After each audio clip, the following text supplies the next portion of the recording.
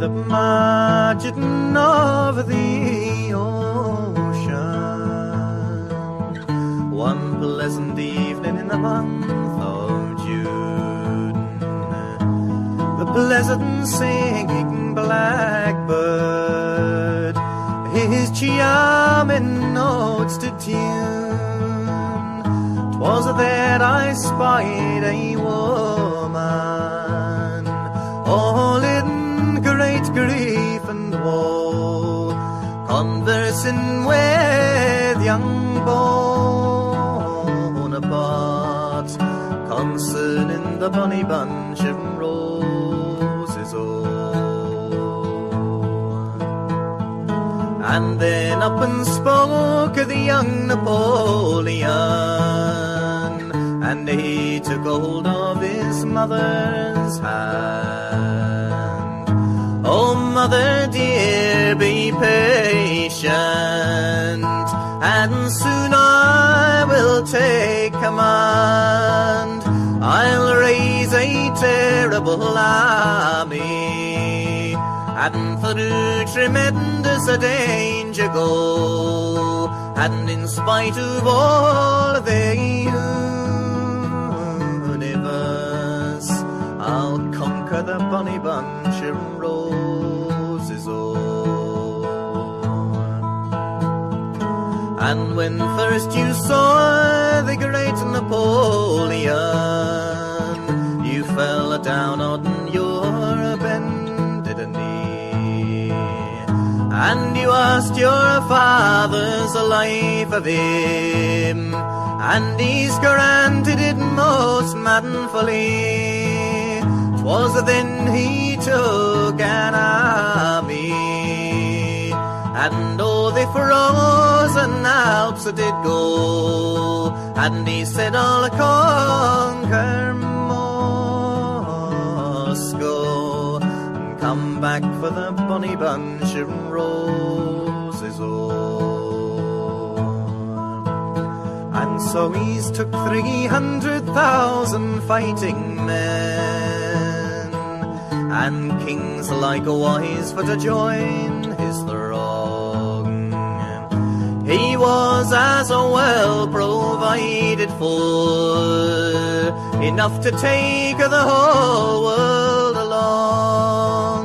But when he came to Moscow, all overpowered by driving snow, and Moscow was a-blazing, and he lost the bonny bunch of roses.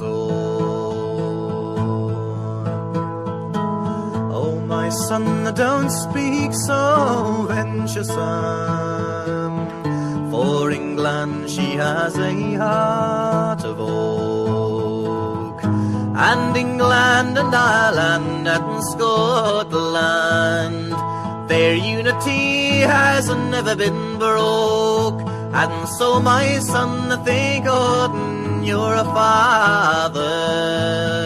In St. Helena is a body, it lies low, and you will follow after. Beware of the bonny bunch of roses, and it's goodbye to my mother forever, for I am on my dying bed. Had I lived, I might have been clever, but now I bow my youthful head, and while our bodies do moulder, and weeping willows over us do grow,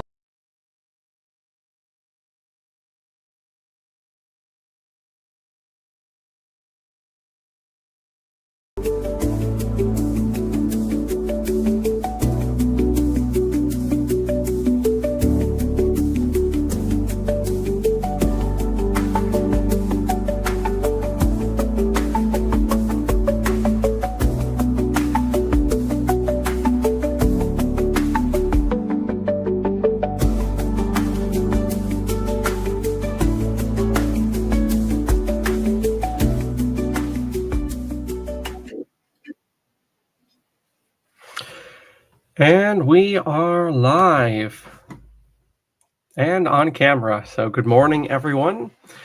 Hope you have your cup of Sanka ready. Sanka coffee. I've not heard that brand mentioned for a long time, but a few minutes ago, it was brought up in an old book recitation that I'm going through. So, hope you have your cup of steaming hot Sanka coffee as we get into day 281 of the project.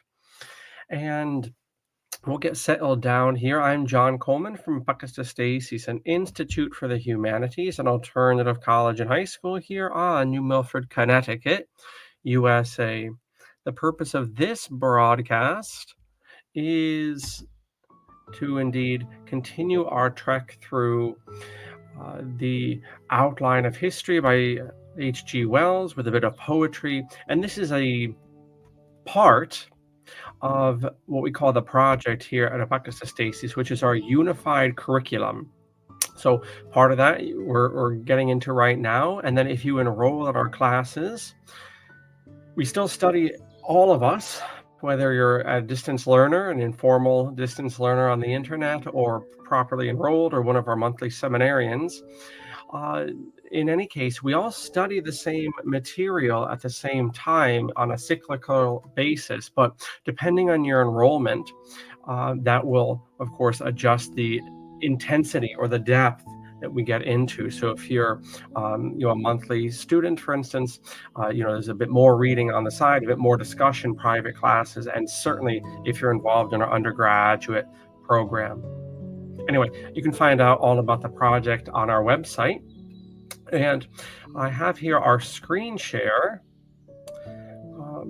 to indeed show you that self-same web page for the project. And you can actually get the PDF of H.G. Wells's Outline of History freely available on this site. Here are some previous classes. And there is a poetry section, hence the girl jumping up here. This is our poetry curses. So we go through a monthly cycle of poetry, and then we get into our proper study. And there's also literature and philosophy readings that are plugged into this for the more in-depth students. But for what you're going to need today, you can just download this and follow along here. We're making our way through the Concert of Europe, of which we have an illustration here. You can see Europe's being chopped up. I don't know what would you call it, the elevator song that we had at the beginning of this broadcast, those first 5 minutes, was once again the Bonnie Bunch of Roses. And when we look at the Concert of Europe, Congress of Vienna being the proper meeting that sets up the concert, we, of course, remember that this is on the ruins of Napoleon Bonaparte's empire. After the Russian campaign, 1812, the Bonnie Bunch of Roses, that's to say the British, along with their allies in their latest coalition, invade France and conquer Paris. Napoleon is impotent to resist this or even to control this, and he abdicates. And he is sent to the island of Elba off of Cannes in the south of France, still called emperor, still with all of his titles and standing legally, but effectively the town mayor of Elba. He escapes after a while during the Congress of Vienna, which is meeting this whole time. The Congress which had first of all been comprised of the old altar and throne rulers of Europe prior to the revolution. This body had believed that they had finally killed the French Revolution and had finally slain the bogeyman of Boney. And then, of course, Napoleon escapes. And thus begins the 100 days, a little bit more than 100 days, which culminates in the Battle of Waterloo, where Napoleon dusts off the remnants of his army, still fanatically loyal, and leads them on one final campaign. It's important to keep in mind, lest we get too intoxicated with the romance of Napoleon, it is important to keep in mind that he was outnumbered 100 to 1 if you were to compare the possible French forces to the possible coalition forces. So Napoleon, as they say, could have won 10 Waterloos in a row and very likely still would have lost against the coalition. But in the moment, who cares about such calculations?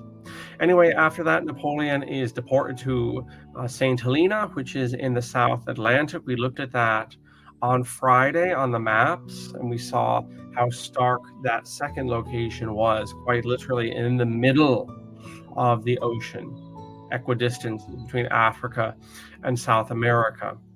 So that indeed brings us back now to the concert of Europe. This is this rising world order that comes about after the French Revolution and the Napoleonic Wars. This is the next step in geopolitics. This is the next step, the next significant milestone after the, 1688, the Treaty of Westphalia. So you remember during the Wars of Religion, especially the 30 Years' War, you have this Congress or this meeting in Westphalia, and it basically sets the stage for the modern nation-state system and a lot of the basics of modern so-called geopolitics. And the idea of equal nations, and everyone has a say, and there's diplomatic protocol, and these sorts of things. What do they say when you have one ambassador and from one country and an ambassador from another? Not my confrere, it's like my copy from another nation, and I bring that up. So the word's on the tip of my tongue, but I bring that up in any case to point out that that's one of the distinctive features of the Treaty of Westphalia system, is that the nation states are on equal footing, at least theoretically. Well, now 1648, 200 odd years later, we have the next iteration of that, and that's going to be the Congress of Vienna, which sets the stage for this Concert of Europe.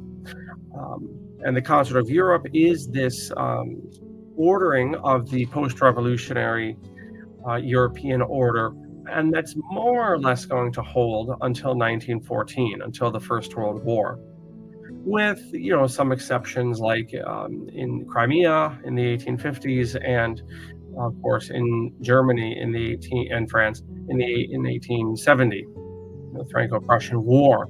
And those are some notable blow-ups, but by and large, the Congress of Vienna's work is successful in keeping the peace in Europe. Obviously, the Bonnie Bunch of Roses is the great victor after the Napoleonic Wars, and as you know, it is always going back, maybe even to the time of Queen Elizabeth, maybe before, I don't know when this starts. It has always been the policy of the English to back the weakest power on the continent. And if you want to make sense, or try to make sense of some of the adventures in Ukraine, let's say, on the part of NATO, you should take into account that long history and that long policy that England always has maintained. Okay, so that's all a setup to our reading for today. And to do this proper, we're going to switch our camera and see what Mr. Wells has on deck for us. Now, of course, America and the Americas are hardly world powers in the 19th century, but of course another, and therefore were never, part of the Congress of Vienna. But another exception in terms of peace in the 19th century, the great exception, although completely irrelevant for this, would be the American Civil War. The other great titanic 19th century happening. Okay, I just need a horse, a kingdom for my horse. I need a hat to strap on my glasses here.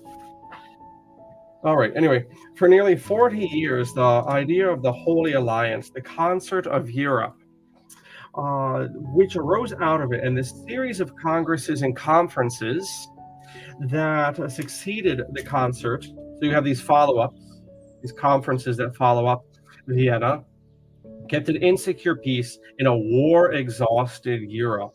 The Arabs say, there's a statement that war is a young, attractive woman when she starts. And all the young men want to go see Susie Q.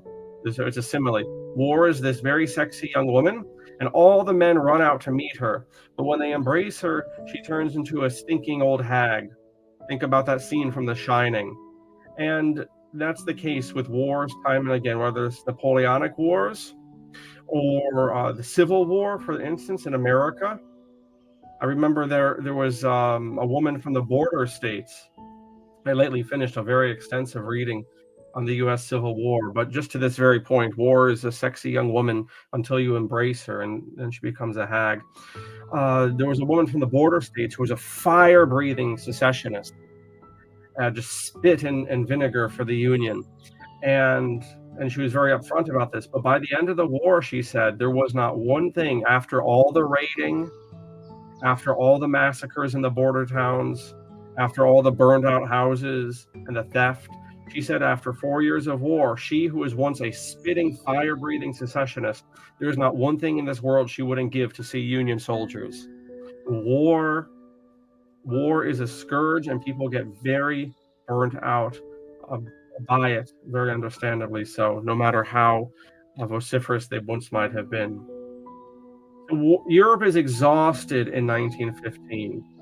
Two main things prevented that period from being a complete social and international, from being a complete social and international peace, and prepared the way for the cycle of wars between 1854, Crimea, and 1871, the Franco-Prussian War. Two things prevented that period from being complete. I think this is a typo, from bringing a complete social and international peace. This book is almost as many typos as the Holocaust book I'm reading right now. We love them still, though. The first of these was the tendency of the royal courts concerned towards the restoration of unfair privilege and interference with freedom of thought and writing and teaching. The second was the impossible system of boundaries drawn by the diplomats of Vienna. So notice here that we're going to see the same problem when it comes to the Treaty of Paris in 1914, is that you have nerds and attorneys and people drawing boundaries that they have no idea about the facts on the ground. And maybe for geographical reasons or something people read in a book, it makes sense to draw a boundary here, there, anywhere. But in reality, this is going to actually cause long-term problems, just as Paris 1919 will cause. I want to go back to this sentence here, right? The restoration of unfair privilege and interference with freedom of thought, etc. When we speak of this period of the Congress of Vienna and the restoration of the Bourbons in particular, the statement that we always use, it's a good little nutshell statement that you might want to write down. And that is that they, the Bourbons in particular, they, the restored nobles, they, the restored clergy, the old altar and throne order, which the French Revolution, seemingly for a season, had deposed, they, here we go, had learned nothing and they forgot nothing. That's what we say about this time period. Now that the old displaced order has been restored, we're going to see that they learned nothing from their time in exile and they forgot nothing, which means they're going to make the same mistakes and they're going to be very concerned with getting back at their enemies. They learned nothing and they forgot nothing. The disposition of monarchy to march back towards past conditions was first and most particularly manifest in Spain. Here, even the Inquisition was restored. Across the Atlantic, The Spanish colonies had followed the example of these United States and revolted against the great European power system when Napoleon set up his brother Joseph upon the Spanish throne in 1810. The Washington of South America was General Bolivar, and then it goes on about the Northern Hemisphere. I want to go back to the Congress of Vienna, though, here. You can read the full section, as you will, from our page, our project page, with the free PDF. Just download the PDF, and you can follow along with us each day. Just look in the description below, and you can get all these stuff that we're skipping over. Okay, such were the uneasy swayings of the peace of the Congress of Vienna, which were provoked by the reactionary proceedings of the monarchists. And we really do see a true stress in the 19th century between Republicans and monarchists. They're quite at each other's throats because they both potentially are going to run the world, basically. Who will it be? It will be a fight to the knife. Who wants it more? Well, that's part of it. The stress that arose from the unscientific map-making of the diplomatists gathered force more deliberately, but they were even more dangerous to the peace of mankind. It is extraordinarily convenient to administer together the affairs of peoples. It is extraordinarily inconvenient to order people speaking different languages and so reading different literatures and having different general ideas, especially if those differences are exacerbated by religious disputes. Only some strong mutual interest, such as the common defensive needs of the Swiss mountaineers, can justify a close linking of peoples of dissimilar languages and faith. So Switzerland is an example of that, right? You got the German and the French going there, you got the Catholic and the Protestant, and yet, at least in a small enough country, they can all put their differences aside for the overall desire for defense in Switzerland. Europe is not Switzerland. Europe's a much bigger nut to crack, and so these differences are going to also scale up as well. And even in Switzerland, there is almost local autonomy. Ultimately, when the great power tradition is dead and buried, those Swiss populations may gravitate towards their natural affinities in Germany, France, and Italy. When, as in Macedonia, populations are mixed patchwork of villages and districts, the cantonal system is imperatively needed. But if the reader will look at the map of Europe as the Congress of Vienna drew it, he will see that this gathering seems almost as if it had planned the maximum of local exasperation. It destroyed the Dutch Republic, quite needlessly lumped together with the Protestant Dutch, with them, the Protestant Dutch, with the French Catholics of the old Netherlands, and set up a kind of kingdom of the Netherlands. It handed over not merely the old Republic of Venice, but all of North Italy, as far as Milan, to the German-speaking Austrians, French-speaking Savoy, and combined pieces of Italy to restore the Kingdom of Sardinia. Hungary and Austria, already sufficiently explosive mixture of discordant nationalities, thus listed, was made still more impossible by the late 19th century changes. And finally, the Catholic and Republican-spirited Polish people were chiefly given over the lands of the less civilized rule of the Greek Orthodox Tsar. But important districts also went to Protestant Prussia. Let's take a looky here. Here's a map, and this text is illustrated. Just bring up our slide here, right? So we can see here there's different cross-hatching just to differentiate this area here. And we can see Europe after the Congress of Vienna. There is no Germany proper, but they do note the landmass which will be claimed by the German Confederation, which I suppose you could say is the continuation of the Holy Roman Empire, really. Now, officially, the Holy Roman Empire ceased during the Napoleonic Wars, believe it or not. But, the faith and hope spring eternal. Okay, and so the Habsburg family was still running things, and this is basically what we're looking at. So here you can see big boundaries. So Southern Europe, rather, and then even here, this area of what we would call Northern Italy and Austria and so forth, that's quite different than it is today. And then the Low Countries are smushed together, right? Don't take out stocks and old maps from this time until, I suppose until now. They always changing boundaries, always changing the boundaries here. Notice there's still the Papal States, the oldest kingdom in the world, in world history, in fact.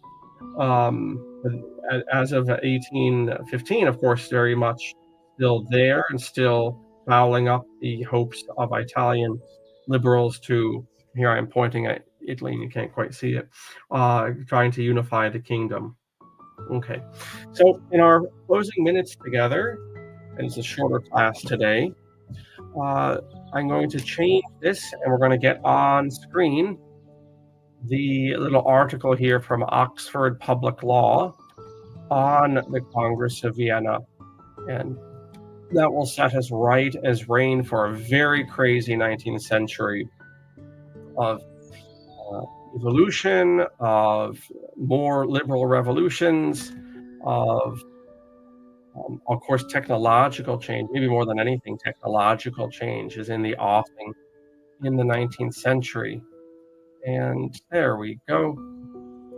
Perfect. So, the Congress of Vienna, again, 1814-15, the centenary of the Great War of 20 and 14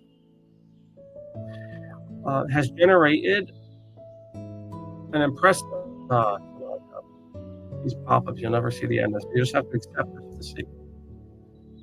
Has generated an impressive public as well as scholarly attention, but has all been overshadowed by other major anniversaries in the history of international relations of law, such as the quarter centenary of the fall of the Berlin Wall, or the bicentenary of the Congress of Vienna. As with the turn of the year, the interest in the Great War, World War I, we say, seems to be somewhat subsiding, and the anniversary of the most epic and dramatic event of the Vienna period, the Battle of Waterloo, is approaching. The commemoration of the Vienna Congress gains a bit of the spotlight.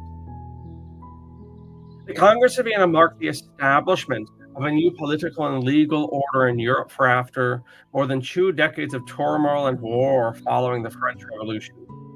The defeat of Napoleon in 1814 by a huge coalition of powers under the leadership of Britain, Austria, Russia, and Prussia, as the folk songs say, gave the victorious powers an opportunity to stabilize Europe. This they intended to do by containing the power of France and recreating the balance between the great powers. At Vienna, between November 1814 and June 1815, just 6 months really, the representatives of more than 200 European polities, many from the now defunct Holy Roman Empire, met to debate a new European order. The Congress of Vienna stands in the tradition of great European peace conferences, beginning, as I said, with Westphalia, and continuing to Nejman, that's one of those places in the Low Countries. Oh, wow, you thought Nejman was bad. Look at this. Regiswick. What is that? I can't make heads or tails of some of these languages. Utrecht in Vienna, Aachen, Paris, all the way to the Paris Peace Conference that ended the American War of Independence in 1783. In several ways, Vienna was a departure from these traditions. The prior peace conferences were the major order of business had been to agree on the conditions to end war and restore peace, whereas this Congress of Vienna implied discussions on the future order of Europe. The major interest was to settle the claims which lay in the origins of the war, and the focus was thus largely backwards looking. In the case of Vienna, peace had already been made between France and the major allies before the conference met. Peace had been formally achieved through the First Peace of Paris in 1814. This peace had taken the traditional form of a set of bilateral peace treaties between different belligerents. In this case, it concerned 6 peace treaties between France on the one hand and Britain, Russia, Austria, Prussia, Sweden, and Portugal, would you believe it, on the other. These treaties were identical, but for some additional and secret articles. Professor Perry published the treaty between Britain and France as well as the separate articles. On the 20th of July, 1814, France concluded a 7th peace treaty with Spain. Article 32 of the identical treaties provided for a General Congress at Vienna to complete the provisions of the present treaty. The peace treaties contained the major conditions of peace, including new borders of France. It was left to the Congress to lay out the conditions of the general political and legal order for the European future. Not even the return of Napoleon from Elba and the eruption of new war diverted the Congress from its forward-looking agenda. The Congress was not suspended, nor was a new peace treaty made at Vienna. Right, so they just went ahead with it, even with Napoleon back in the saddle for those 100 days. The Congress went ahead with things. After Napoleon's defeat at Waterloo and the second restoration of Bourbons to the French throne, a new set of peace treaties was made by the Second Peace of Paris between France and each of the 4 great powers of the coalition. Numerous other powers later acceded to this peace. All right.